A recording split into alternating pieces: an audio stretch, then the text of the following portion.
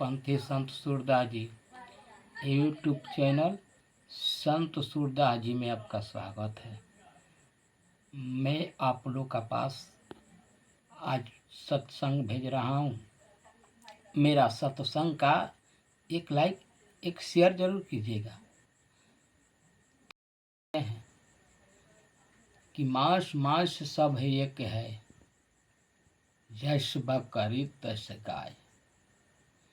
यानी मांस खाने वालों को, चाहे बकरा का मांस खाओ या सब मांस तो एक ही है। खाने वालों को सोचना चाहिए कि हमारा ये आहार नहीं है, और आहार से व्यवहार बनता है। आहार जैसा कीजिएगा वैसा व्यवहार विचार होगा। इसलिए साहब हमारे कहते हैं कि मनुष्यों को मन पर कंट्रोल करना चाहिए। जब तक के मन पर कंट्रोल ना होगा तो मन चंचल तो है, और मन ही सब सेवन कराता है। तो मन के मरना ये मनुष्य को कल्याण होगा। और सतगुरु का यही उपदेश है कि मन के मार लीजिए, मन के बस में कर लीजिए, तभी उद्धार होगा। इसलिए जैसा भोजन करोगे वैसे ही बलद तैयारी होगा, ऐसे ही विचार होगा, उससे ही ज्ञान होगा। सब कुछ तो भोजन के ऊपर निर्भर करता है। इसलिए मनुष्य को संभल जाना चाहिए। संत वही है जो मन के अपना बस में कर ले। न तो मनोबस में ना हो और दिखावा के लिए मैं संत हूँ। तो आत्मा का कल्याण तभी होगा जब परमात्मा से मिलन तभी होगा जब तक मन अपना काबू में नहीं होगा, तब तक परमात्मा से मिलन नहीं होगा। इसलिए मन के अपना बस सत्संग का ज्ञान मनुष्य को जो मिलता है, तो संग मनुष्य को ही दर्शाता है। यही है सत्संग।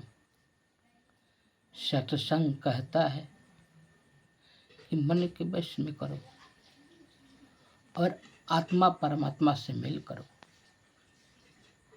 तभी मनुष्य को कल्याण होगा। तो मनुष्य को मांस का सेवन नहीं करना चाहिए। कहा जाता है कि धरती पर सबसे बड़ा पाप क्या है, तो सबसे बड़ा पाप मांस खाना पाप है। इसलिए तामसी भोजन के सेवन मनुष्य को नहीं करना चाहिए, क्योंकि तामसी खून होगा, तामसी वातावरण होगा, तामसी व्यवहार होगा, तो शांति कहाँ से आएगी। वाणी शुद्ध वाणी कहाँ से आएगा। इसलिए देखिए, मीठा किनने में दाम लगता है। मीठा किनो तो दाम लग जाएगा, पर मीठ बोलने में दाम नहीं लगता है। इसलिए साहब भी कहते हैं कि मीठी बाणी बोलिए मन क्या पाप होए, और के शीतल करे आप भी शीतल हो। तो मीठी बाणी कभी आएगी जब स्वच्छ भोजन, स्वच्छ बाणी अपनाओगे। नहीं तो अभक्ष करोगे भोजन तो वही तामसी बाणी, तामसी भोजन का तामसी खून होगा। इसलिए सतगुरु का ये उपदेश है।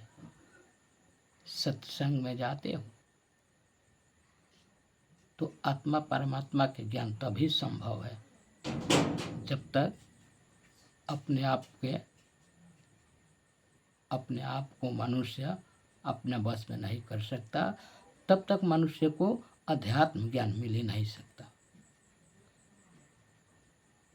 इसलिए अध्यात्म ज्ञान पाने के लिए मनुष्य को तो कुछ त्याग करना पड़ेगा, तभी मनुष्य को कल्याण होगा, उद्धार होगा। और सबसे बड़ी बात कि मनुष्य सत्संग सुनना नहीं चाहते, मनुष्य सत्संग सुनना ही नहीं चाहते।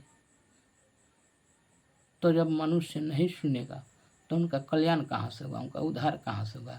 इसलिए सत्संग में जाइए, सत्संग सुनिए और प्रेम से बोलिए सतगुरु महाराज की जय।